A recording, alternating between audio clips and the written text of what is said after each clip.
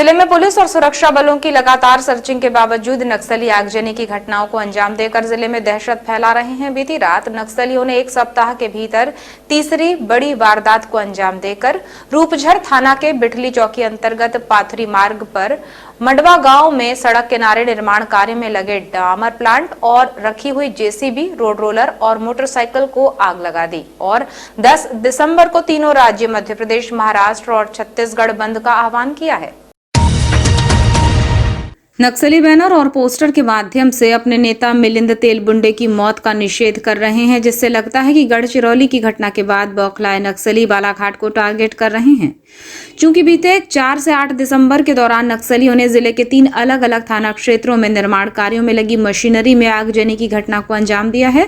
खास बात यह है कि तीनों ही स्थानों पर बैनर और पर्चे उसी तरह लटकाए और फेंके गए हैं, जिससे साफ है कि नक्सली अपने नेता की मौत का निषेध और बंद के आह्वान को सफल करने अपनी आमद दर्ज कराकर दहशत फैला रहे हैं।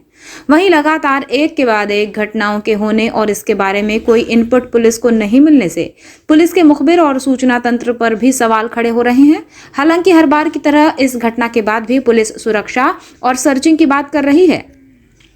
नक्सलियों के लगातार घटना किए जाने से नक्सली क्षेत्र में काम करने वाले ठेकेदारों में भय का माहौल देखा जा रहा है।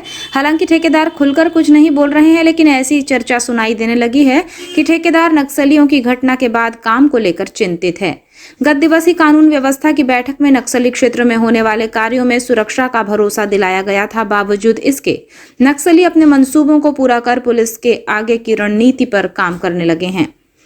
बीते 8 दिसंबर की रात रूपझर थाना अंतर्गत बिठली चौकी के पाथरी मार्ग पर मांडवा गांव में स्थित डामर प्लांट है और वहां खड़ी जेसीबी, रोड रोलर और मोटरसाइकिल को 12 से 15 की संख्या में आए सशस्त्र नक्सलियों ने आग के हवाले कर दिया। बताया जाता है कि इस दौरान वहां कुछ मजदूर भी थे, जिनके पास से मोबाइल लेकर नक्सलियों ने उन्हें भगा दिया।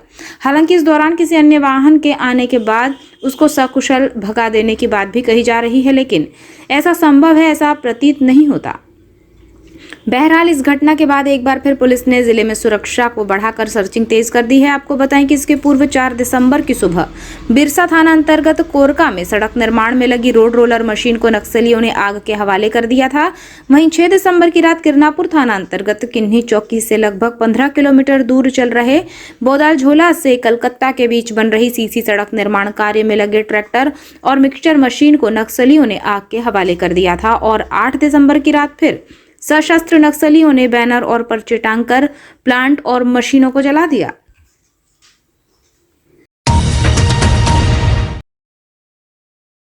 जिले के युवा कांग्रेस संगठन को मजबूती देने बालाघाट प्रवास पर पहुंचे युवा कांग्रेस प्रदेश अध्यक्ष विक्रांत भूरिया ने युवाओं से मुलाकात कर आगामी चुनावों के लिए संगठन को मजबूती देने पर चर्चा की।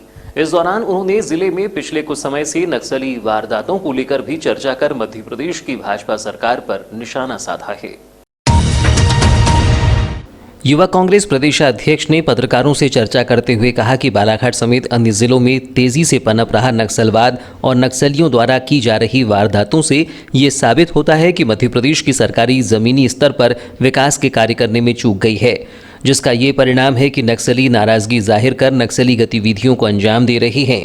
उन्होंने भाजपा की प्रदेश सरकार सम्मेलन व बड़े बड़े कार्यक्रमों का आयोजन कर विकास की बात कहती है, लेकिन जमीनी स्तर पर मूलभूत सुविधाएं उपलब्ध हो जाती तो नक्सलवाद भी समाप्त हो जाता। देखिए, ये एक बहुत बड़ी चुनौती है और इस पर निश्चित तौर पर सरकारों को संज्ञान लेना चाहिए, क्योंकि इस तरह की घटनाएं जो बढ़ती जा रही हैं, कहीं ना कहीं जो सरकार की तरफ से प्रयास होना चाहिए मध्य प्रदेश में, वो निश्चित तौर पर नहीं हो पा रहे हैं। और जिस तरह से विकास कार्य चलना चाहिए, क्योंकि नक्सल का एक ही तोड़ है विकास। जब तक आप लोगों का विकास नहीं करेंगे, उनको विकास नहीं देंगे, या तो वो हथियार पकड़ लेंगे या फिर आपको विकास उनको देना पड़ेगा।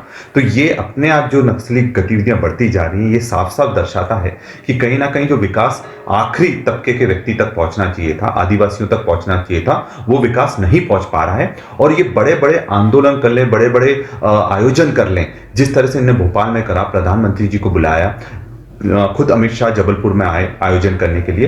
तो ये सिर्फ ऊपर लिपापोती करने का काम कर रहे हैं, पर जो सुविधाएं मिलना चाहिए, जो रोजगार मिलना चाहिए, जो पलायन से निजात मिलना चाहिए, महंगाई से छुटकारा मिलना चाहिए, वो हकीकत में नहीं हो पा रहा और उसी का परिणाम है कि नक्सल गतिविधियां बढ़ती चली जा रही है। प्रदेशाध्यक्ष ने कहा कि किसान आंदोलन समाप्त हुआ है और ये आंदोलन किसानों की जीत व केंद्र की भाजपा सरकार की हार है। इस आंदोलन से किसानों को राह मिलेगी। उन्होंने कहा कि जिस तरह से किसान व लोगों का कांग्रेस के प्रति विश्वास बढ़ा है, उसे आगामी पंचायत चुनाव में कांग्रेस को 100% फायदा होगा। सीधी सीधी जीत तो किसानों की है और जो संघर्ष है उसकी है, और जो हार है वो सीधी सीधी तानाशाह की हार है। जो सबसे बड़ा तानाशाह देश में है वो नरेंद्र मोदी और अमित शाह है, और बीजेपी का जो गुरूर है, जो अहंकार है, उसकी हार है। तो ये जो लड़ाई 1 साल से जो चल रही थी और लगातार जो लड़ाई लड़ रहे थे सारे हमारे किसान बंधु, उनकी ये जीत है। और निश्चित तौर पर हम यही बोलेंगे कि अगर ये सरकार अभी भी नहीं संभली और जो जनता के मुद्दों को नहीं समझ पाई, तो 2023 का चुनाव हो या 2024 का चुनाव, इनको जबरदस्त मुंह की खाना पड़ेगी। प्रदेशाध्यक्ष ने कहा कि युवा कांग्रेस को मजबूत करने का कार्य वर्तमान समय में किया जा रहा है। संगठन विस्तार के तहत बूथ स्तर पर कैडर तैयार करने का कार्य किया जा रहा है।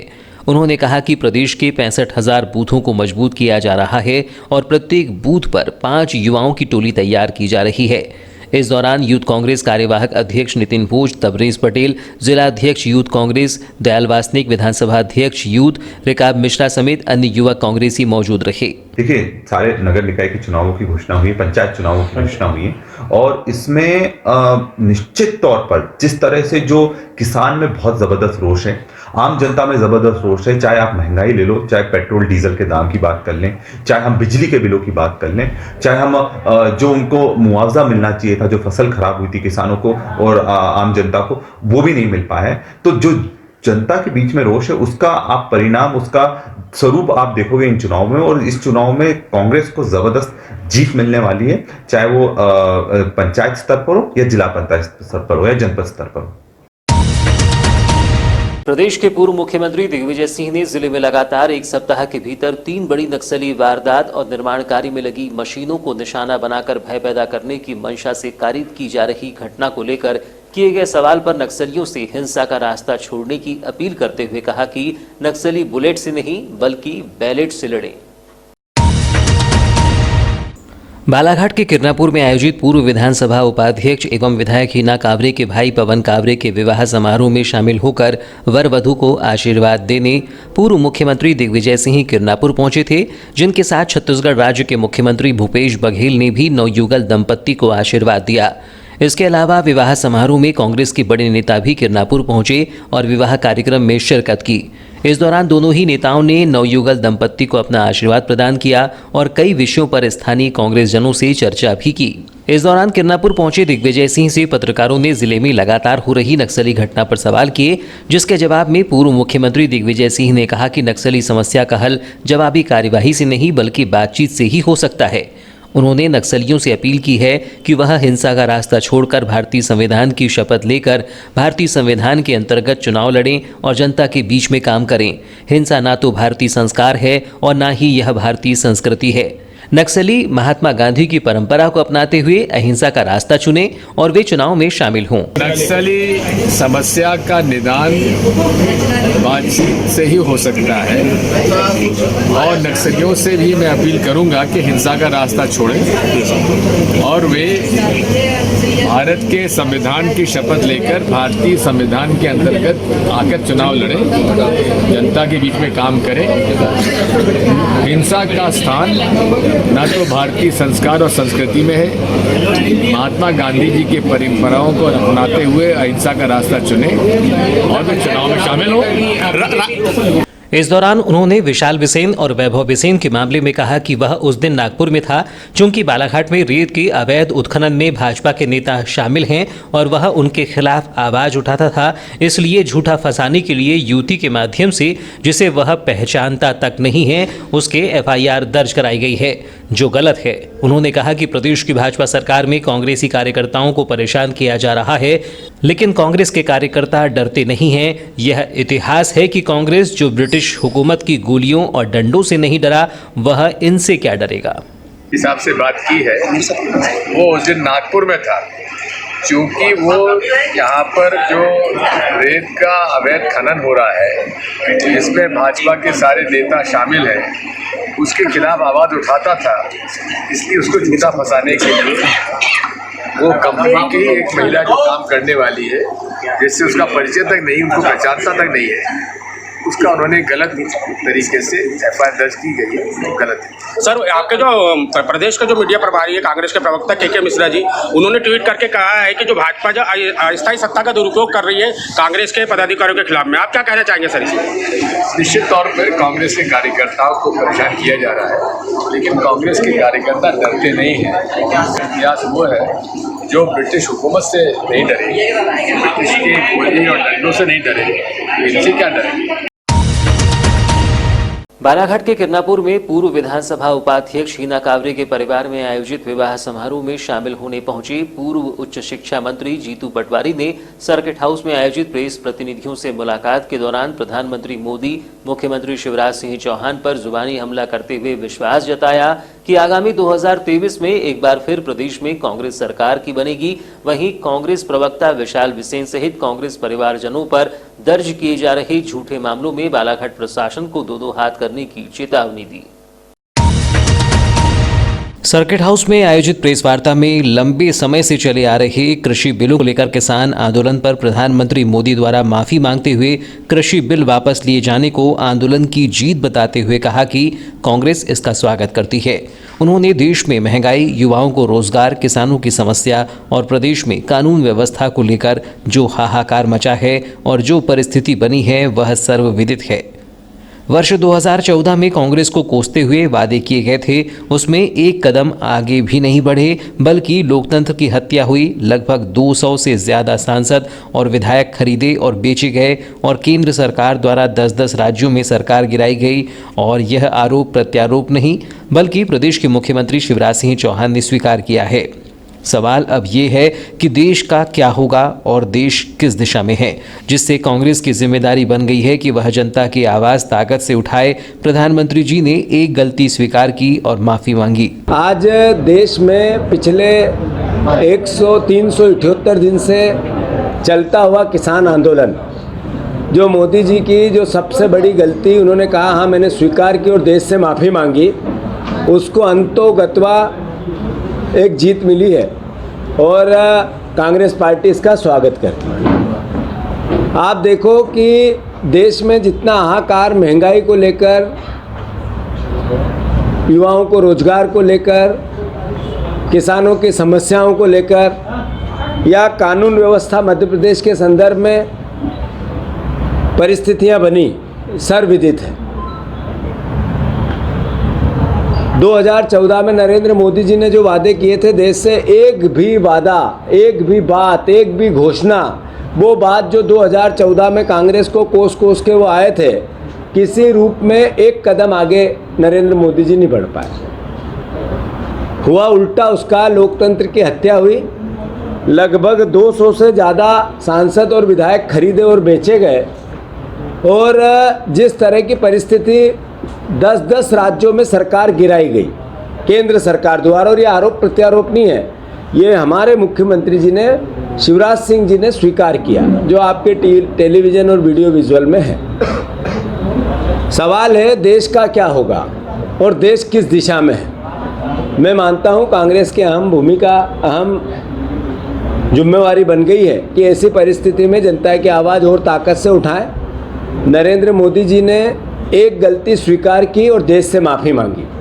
अब मोदी जी को माफ़ी मांगनी पड़ेगी। अर्थव्यवस्था का चौपट कर दिया, इसके लिए नोटबंदी के दौरान जिस तरह की हत्याएं हुई उसके लिए, देश को $5 ट्रिलियन की अर्थव्यवस्था की बात की थी और जितनी थी उससे घट गई, इसके लिए किसानों की आय दुगनी करने की बातें कही थी 2022 तक और लागत आधी करने की बात कही थी। इसके विपरीत लागत दुगनी हो गई, आय आधी हो गई, इसके लिए। और आज वो माता पिता जिसके परिवार में एक बेटा पेट काट कर पढ़ाता लिखाता, नागपुर भेजता है, भोपाल भेजता है, अन्य बड़े शहरों में भेजता है, और रोजगार की तलाश में फांसी के फंदे को चूम लेता है। मैं मानता हूँ वो सब समस्याएं देश में विकराल रूप ले रही है। नक्सली मुद्दे पर पूर्व मंत्री ने कहा कि यह चिंता का विषय है, इसको लेकर सरकार को जागना चाहिए। किसी भी प्रकार की हिंसा का विरोध भी समर्थन करना है। कांग्रेस इस तरह से भय बनाने का विरोध करे, सरकार कार्यवाही करे। उन्होंने कहा कि झूठ का पर्याय है भाजपा, झूठ और भाजपा का चोली दामन का साथ है। झूठ का विरोध हमें भी करना है और लोकतंत्र के प्रहरियों को भी।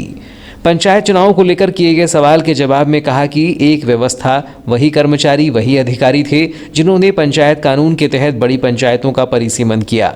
महात्मा गांधी की पंचायत निर्वाचन और स्वराज की भावना थी जिसे कांग्रेस ने किया था, उसे भाजपा ने बदल दिया, पिछले परिसीमन पर लागू किया गया। इससे पहले नगरीय निकाय में कांग्रेस ने अप्रत्यक्ष चुनाव की बात कही थी जिसे भाजपा सरकार ने बदल दिया, फिर यू टर्न लिया, लेकिन फिर अप्रत्यक्ष चुनाव की घोषणा की, जिससे साफ है कि यह पाछली अकल के हैं, अर्थात पीछे से सोचते हैं, आगे से नहीं।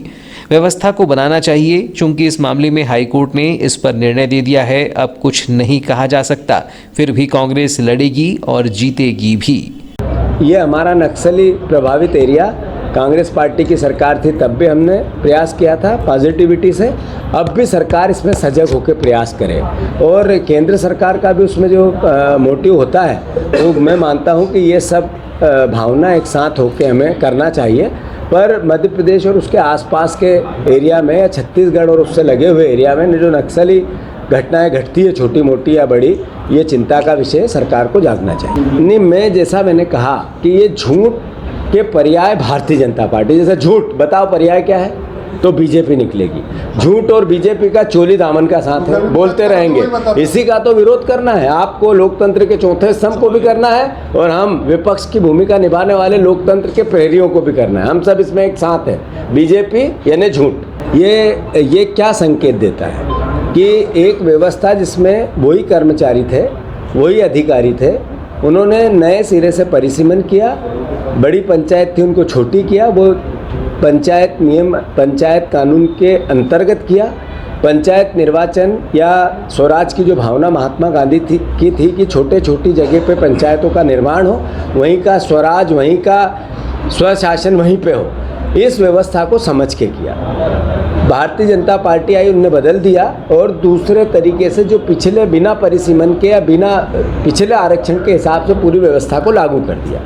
आप इससे पहले नगर निगम, नगर निकाय के चुनाव देखो तो कमलनाथ जी ने उस व्यवस्था को बनाया था कि इनडायरेक्ट पद्धति से ये चुनाव होंगे। भारतीय जनता पार्टी ने बदल दिया, फिर वापस यू टर्न लिया और फिर से इनडायरेक्ट प्रणाली से चुनाव की घोषणा की, स्थानीय निकाय, नगर निगम, नगर पालिका की। तो ये पिछली अकल के लोग हैं। इनको अगर किसी भी प्रकार से, हमारे मालवा में कहते हैं पाछली अकल के, पीछे से सोचते हैं, आगे से नहीं सोचते। व्यवस्था को परिस्थितियों के साथ बनाना चाहिए। क्योंकि कोर्ट ने उस पर निर्देश दे दिया, हम टिप्पणी नहीं करेंगे, पर सही ये था कि जैसे आरक्षण हुए थे, जैसे परिसीमन हुए थे, उसके आधार पर कांग्रेस पार्टी चूंकि लोकतांत्रिक पार्टी है, इस व्यवस्था में भी कांग्रेस लड़ेगी और जीतेगी। पेशा कानून को लेकर उन्होंने कहा कि 1996 में कानून बनाए थे, उसकी नियमावली बनाने में इतना समय लग गया है, जो बताता है कि आदिवासियों के प्रति भाजपा की नीति क्या है। ये भाजपा केवल आदिवासियों को मूर्ख बना रही है। कमलनाथ जी आदिवासी वित्त विकास निगम के अंतर्गत 1 लाख के ऋण माफ करेंगे, उसके बाद हमारी सरकार चली गई। उसे इस भाजपा सत्ता में आने के बाद क्यों नहीं पूरा कर रही है? शंकर शाह, रघुनाथ शाह पुरस्कार क्यों बंद कर दिए गए? रानी दुर्गावती ऋण योजना, आदिवासी युवाओं के उत्थान के लिए उसे क्यों बंद कर दिया? कमिश्नर प्रणाली को लेकर कहा कि अपराध पर अंकुश लगाने के प्रयास का कांग्रेस पार्टी स्वागत करती है। कांग्रेस 12 दिसंबर से रैली का आगाज कर रही है। जन जागरण अभियान के साथ ही आगे बढ़कर कांग्रेस अभियान चलाएगी और वर्ष 2023 में कमलनाथ के नेतृत्व में प्रदेश में कांग्रेस की सरकार बनेगी। नगरपालिका बालाघाट राजस्व वसूली को लेकर कितनी गंभीर है, इसका अंदाजा इसी बात से लगाया जा सकता है कि लगभग 10.5 करोड़ से ज्यादा राजस्व बकाया वसूली में नगरपालिका अब तक महज 13% ही राजस्व वसूली कर चुकी है। एक जानकारी के अनुसार पिछले बकायादारों पर नगरपालिका का 6 करोड़ रुपए से ज्यादा बकाया है, जबकि चालू राजस्व का 4.5 करोड़ रुपए वसूलना है, जिसे मिलाकर यह राशि 10.5 करोड़ से ज्यादा हो जाती है। यह वसूली यदि नगरपालिका कर लेती है तो निश्चित ही इस राशि से शहर की दशा और दिशा बदली जा सकती है। परंतु कलेक्टर डॉक्टर गिरीश कुमार मिश्रा की फटकार के बाद भी जिस तेजी से नगरपालिका को राजस्व वसूली करना था, वह तेजी आंकड़ों के अनुसार कहीं नजर नहीं आ रही है। हालांकि राजस्व विभाग का कहना है कि कलेक्टर के निर्देश के बाद राजस्व वसूली जारी है। वहीं बड़े बकायेदारों को आगामी 11 दिसंबर को होने वाली लोक अदालत में राजस्व वसूली बकाया को लेकर नोटिस जारी किए गए हैं ताकि समझौते से राशि वसूली की जा सके। वहीं नगरपालिका के राजस्व सूत्रों का कहना है कि कलेक्टर की फटकार के बाद नगरपालिका राजस्व ने बड़े बकायेदारों के खिलाफ नेशनल लोक अदालत में नोटिस के बावजूद राशि जमा नहीं करने वालों के खिलाफ शहर में नामों से मुनादी कराने और उनके नाम के फ्लैक्स चौक चौराहों पर लगाने का मन बना लिया है। हालांकि इस तरह की चेतावनी नगरपालिका पूर्व में राजस्व वसूली को लेकर जारी करती रही है। यही नहीं, नगरपालिका ने तो इससे एक कदम आगे बढ़कर राजस्व के बड़े बकायेदारों के खिलाफ लाल गोले लगाने और बकायेदारों के घर के सामने बैंड बजाने तक की बात कही थी, लेकिन दृढ़ इच्छा शक्ति के अभाव में नगरपालिका की यह चेतावनी समय के साथ गीदड़ भभकी साबित हुई। हालांकि इस बार सूत्रों का कहना है कि राजस्व वसूली को लेकर शहर में राजस्व वसूली नहीं जमा करने वाले बड़े बकायेदारों के खिलाफ मुनादी और फ्लैक्स लगाने का संकल्प नगरपालिका में पारित किया गया है, जिससे इस बार नगरपालिका के बड़े बकायेदार न केवल बेनकाब होंगे बल्कि सार्वजनिक रूप से उन्हें जानने का अवसर भी उन नगरवासियों को मिलेगा जो नगरपालिका को अपना टैक्स पूरी ईमानदारी से प्रतिवर्ष पटाते हैं। नगरपालिका के राजस्व विभाग से मिली जानकारी के अनुसार नगरपालिका संपत्ति कर, समेकित कर, शिक्षा उपकर, नगरीय विकास उपकर, भवन एवं भूमि किराया और जलकर के रूप में राजस्व वसूलती है, जिसके तहत चालू वर्ष में नगरवासियों पर यह बकाया राशि 4,52,44,252 रुपये की है, जबकि पिछली और बड़े बकायेदारों पर यह राशि 6,32,52,678 रुपये है। इस तरह कुल मिलाकर यह राशि 10,84,96,930 रुपये होती है, जिसमें अब तक नगरपालिका केवल 1,40,96,777 रुपये ही वसूल सकी है, जबकि लगभग 9.5 करोड़ की राशि अब भी बकाया है। नगरपालिका बालाघाट की राजस्व वसूली को लेकर विगत दिनों राजस्व विभाग की समीक्षा बैठक में कलेक्टर डॉक्टर गिरीश कुमार मिश्रा ने नगरपालिका बालाघाट की राजस्व वसूली पर नाराजगी जाहिर करते हुए कड़ी फटकार लगाई थी। वहीं राजस्व वसूली की धीमी गति पर नोटिस जारी कर राजस्व अमले को सख्ती से वसूली करने के निर्देश दिए थे, जिसके बाद नगरपालिका का राजस्व अमला सक्रिय तो हो गया है, लेकिन जिस तरह से वसूली की गति नहीं बढ़ सकी है वह चिंतनीय है। बहरहाल लोक अदालत में समझौते के बाद आगामी समय में बड़े बकायेदारों को लेकर नगरपालिका सख्त कदम उठा सकती है। इसके संकेत नगरपालिका सूत्रों से मिल रहे हैं, जिसमें संभवतः बड़े बकायेदार शर्मिंदगी से बचने अपना बकाया कर जमा कर सकते हैं, ऐसी संभावना जताई जा रही है, जिससे नगरपालिका को राजस्व मिलने की उम्मीद है। तमिलनाडु के कुन्नूर में बुधवार को हेलीकॉप्टर हादसे में देश के पहले chief of defence staff general Vipin Rawat एवं उनकी पत्नी सहित 13 लोगों की मौत हो गई, जिसमें पायलट और सीडीएस के वरिष्ठ स्टाफ और सुरक्षाकर्मी शामिल थे। इस हादसे में 14 में से 13 लोग शहीद हो गए। वहीं हादसे में बचे एक जवान का अस्पताल में इलाज चल रहा है। जनरल रावत के निधन से पूरे देश में शोक की लहर है। राजनेताओं से लेकर आम नागरिकों ने इसे देश के लिए अपूरणीय क्षति बताया है। 9 दिसंबर को वाराणसी नगर में भाजपा के पदाधिकारियों और कार्यकर्ताओं ने उन्हें श्रद्धांजलि देते हुए श्रद्धा सुमन अर्पित किए।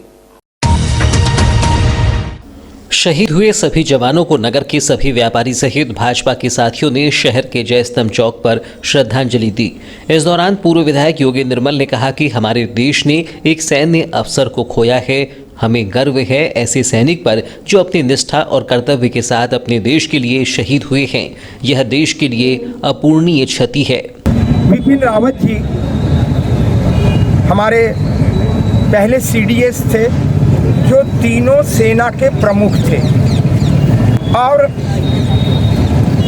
चीन पाकिस्तान की कूटनीति के संपूर्ण जानकार थे विपिन रावत जी, और जिन्होंने बहुत ही क्षमता, योग्यता और कुशलता के साथ अपनी सीमाओं पर अपने दुश्मनों के साथ और सेना को लड़ाने का कार्य किया।